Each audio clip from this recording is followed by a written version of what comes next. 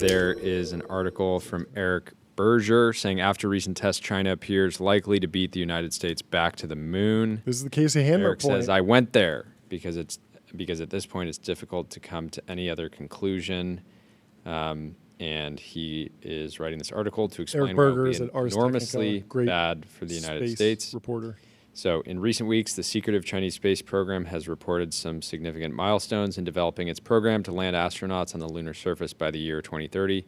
On August 6th, the China Manned Space Agency successfully tested a high-fidelity mock-up of its 26-ton Lanyu lunar lander. The test, conducted outside of Beijing, used giant tethers to simulate lunar gravity as the vehicle fired main engines and fine control thrusters to land on a cratered surface and take off from there. The test, said the agency in an official statement, represents a key step in the development of China's manned lunar exploration program and also marks the first time that China has carried out a test of extraterrestrial landing and takeoff capabilities of a manned spacecraft.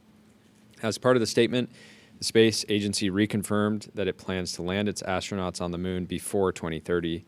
Then last Friday, the space agency and its state-operated rocket developer, the China Academy of Launch Vehicle Technology, pretty hard name, successfully conducted a 30-second test firing of the Long March 10 rocket's center core with its 7 YF-100K engines that burn kerosene and liquid oxygen.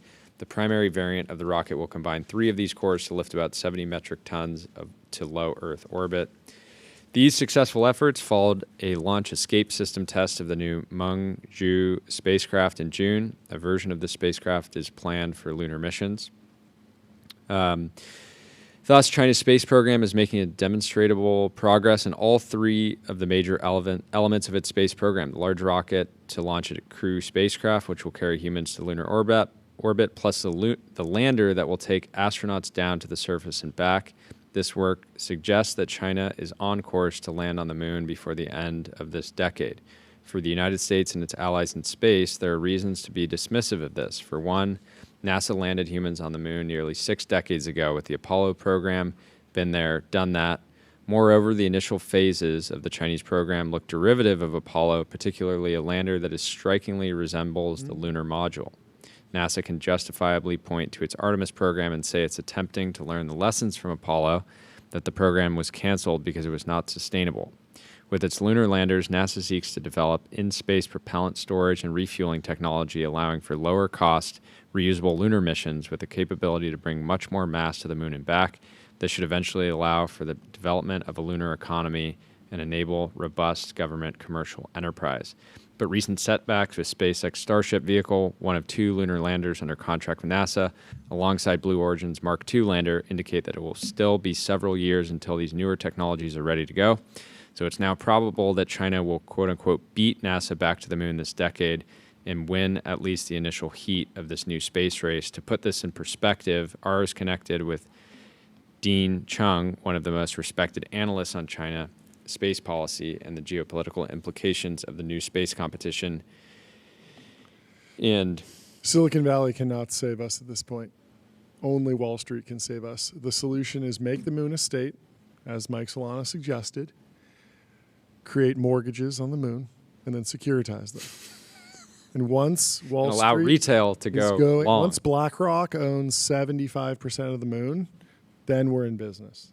Yeah, they've been getting, Wall Street's been getting pushback on owning single-family homes. They own Let's 99% divert that of them capital now. to... Blackstone owns 99% of all the houses in America now. They own all of them. They bought my house from me. I didn't want them to. They just bought it from me. I didn't have an option. Yeah. They were like, sale and lease back. You rent now.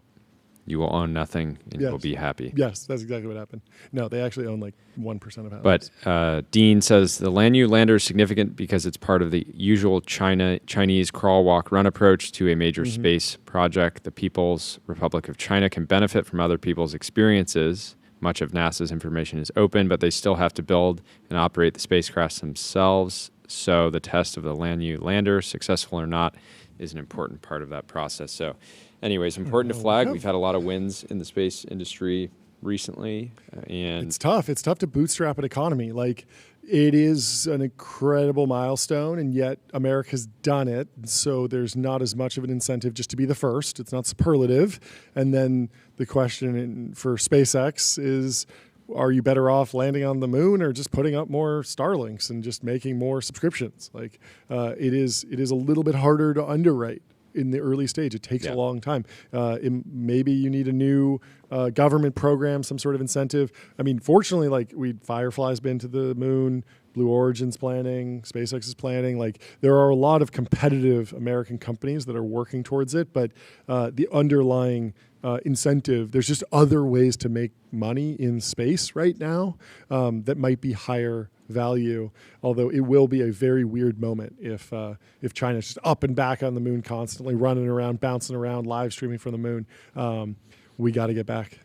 We got to get back.